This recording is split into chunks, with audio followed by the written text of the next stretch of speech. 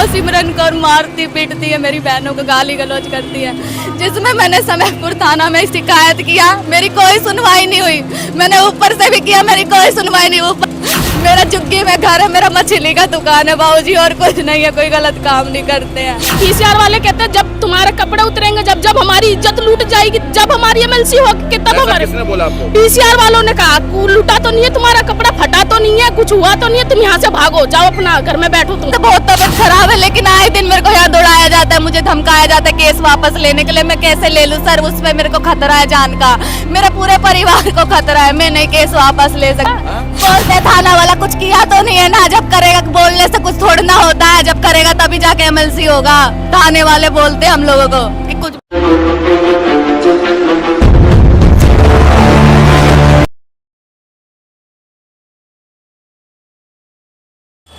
नमस्कार, जय हिंद, जय भारत और आप सभी का स्वागत है आपके अपने चैनल के अंदर। मेरा नाम है दिनेश गर्ग जैन, कड़वे सवालों वाला। एक गंभीर मामला और एक बहुत बड़ी खबर, एक ऐसा मामला जिसको जानकर आपके खुद के रोंगटे खड़े हो जाएंगे।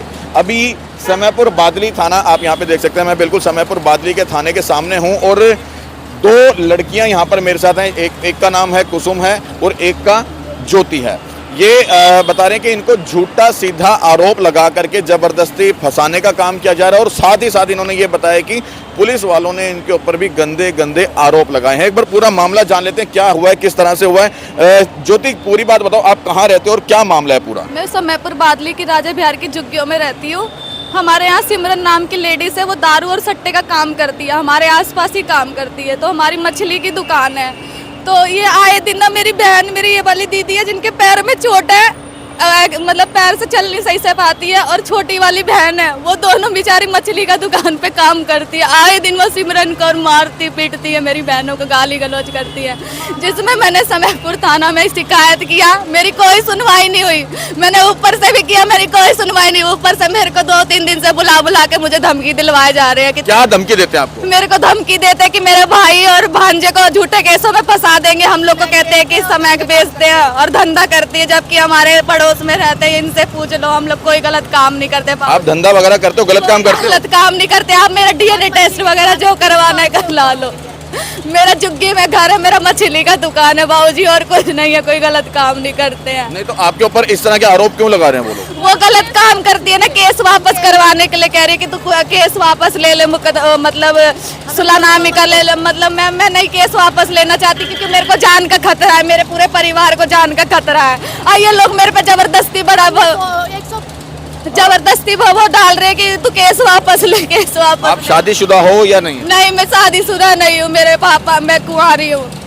क्यों आपके ऊपर वो आरोप लगाते हैं? क्योंकि मेरे को बोल रहे कि केस वापस ले ले। आपके पड़ोसी आपके ऊपर आरोप क्यों लगाते हैं, क्यों लड़ाई झगड़ा कर रहे हैं आप? ये ना दारू और सट्टे का काम करती है, तो मेरा सिमरन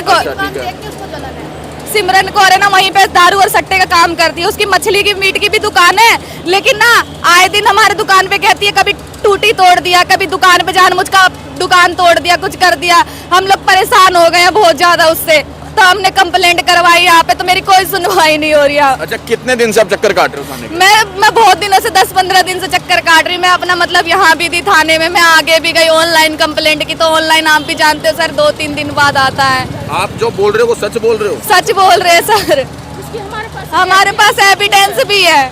अच्छा, क्या एविडेंस है? सर वो मेरी दुकान पे आए दिन चढ़ती रहती है, हम लोग बोलते बहन की वो हमारे को मारने के लिए गला दबा दिया था। तब मैंने समयपुर थाना में 112 कॉल करी थी, मेरा कॉल नहीं लग रहा था, तो मेरे 181 पे कॉल की, तो मैंने बोला मैडम देखो ऐसे से मेरे साथ बदतमीजी हुई है। तो उन लोगों के सामने उन्होंने पीसीआर को बुलाया, पीसीआर के सामने उसके दोनों भाई और वो सिमरन को, और मुझे कहती तेरे प्राइवेट पार्ट में मिर्ची डाल के मारूंगी। मैंने बोला सर देखो कैसा कैसा बोल रही है, गंदा गंदा बोल रही है मेरे को। तो मैंने बोला सर देखो क्या कर रही है, मेरे को गलत बोल रही है। कहती तेरे को क्या नाम है, बहुत गंदा गंदा उल्टा सीधा बोला उनके सामने। तो सर बोलते हैं, वो जो पीसीआर बोलती है, तुम्हें तुम्हारा वो सर्वर थोड़ा फोड़ा जो तुम्हारा एमएलसी करवाने के लिए जाओ लेके। अच्छा, आप बताओ क्या मामला पूरा? मैं और मेरी बहन दुकान पे बैठे रहते, मछली बेचते। उसके भाई मेरी छोटी वाली बहन को बोलते तुम्हारे कपड़े उतार कर तेरा रेप करवा दूंगा, जिसका मैं विरोध करती तो मुझे मारा पीटा जाता है, लेकिन हमारी कोई सुनवाई नहीं होती है। जब हम थाने में या यहाँ आते तो उल्टा हमें धमका के भगाया जाता है। मेरी बहन को कहते हैं कि क्या नाम है तेरा रेप करवा दूंगा, कपड़े फड़वा दूंगा। जब मैंने पीसीआर वालों को बोला, बोलते थाना वाला कुछ किया तो नहीं है ना, जब करेगा बोलने से कुछ थोड़ा ना होता है, जब करेगा तभी जाके एमएलसी होगा। थाने वाले बोलते हम लोगों को कि कुछ बोलने से कहते पीसीआर वाले कहते जब तुम्हारे कपड़े उतरेंगे, जब हमारी इज्जत लूट जाएगी, जब हमारी एमएलसी होगी तब हमारे। किसने बोला आपको? पीसीआर वालों ने कहा लूटा तो नहीं है, तुम्हारा कपड़ा फटा तो नहीं है, कुछ हुआ तो नहीं है, तुम यहाँ से भागो, जाओ अपना घर में बैठो तुम। ऐसे मतलब धमका धमका के हमको भगा दिया जाता। अभी भी मेरी बहन को 2 दिन से बुला बुला के परेशान किया जा रहा है। मेरी बहन मानसिक रूप से परेशान हो गई। इतना मेरे अंदर से, मैं बीमार से बहुत तबीयत खराब है, लेकिन आए दिन मेरे को यहाँ दौड़ाया जाता है, मुझे धमकाया जाता है केस वापस लेने के लिए। मैं कैसे ले लूँ सर, उसमें मेरे को खतरा है जान का, मेरे पूरे परिवार को खतरा है, मैं नहीं केस वापस ले सकती हूँ। आपने बड़े अधिकारी पे कंप्लेंट करी है, यहीं कर रखी है बस? ऊपर तक दिया है हमने, ऑनलाइन दिया है हमने। इसके बाद कहाँ दिया हुआ? डीसीपी सर को दिया है, फिर मतलब कमिश्नर। क्या बोला डीसीपी सर? तो डीसीपी सर से आज भी हम मिलने के लिए आए, हमें मिलने नहीं दिया गया है। हमें मिलने ही नहीं दिया गया है, हमें मिलने नहीं दे रहे डीसीपी सर से। अच्छा, आप कौन हो भाई साहब? मैं तो पड़ोसी हूँ इनका?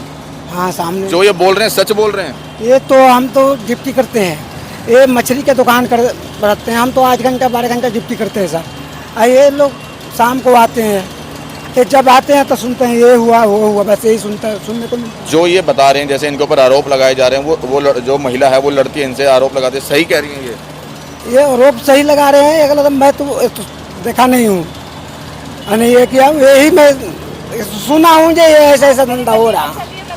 मतलब दुखी करते हैं इनको? हाँ, दुखी करते हैं। बाकी मामला वाकई संगीन है, क्योंकि इनके ऊपर जबरदस्ती के आरोप लगाए जा रहे हैं कि आपको कपड़े तो नहीं फाड़े या आपके साथ बलात्कार या रेप तो नहीं हुआ है। जब हो जाएगा तो क्या वाकई हमारी देश की पुलिस, हमारी खाकी वर्दी दिल्ली पुलिस तब जागेगी जब इन बच्चियों के साथ जघन्य अपराध हो जाएगा। न जाने कितने जघन्य अपराध हमारे देश में आए दिन होते हैं, आए घंटे होते हैं, आए मिनट होते हैं।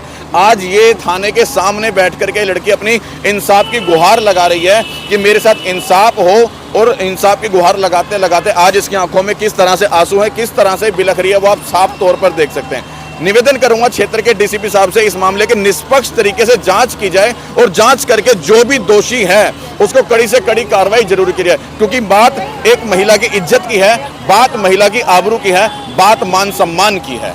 जय हिंद, जय भारत, वंदे मातरम।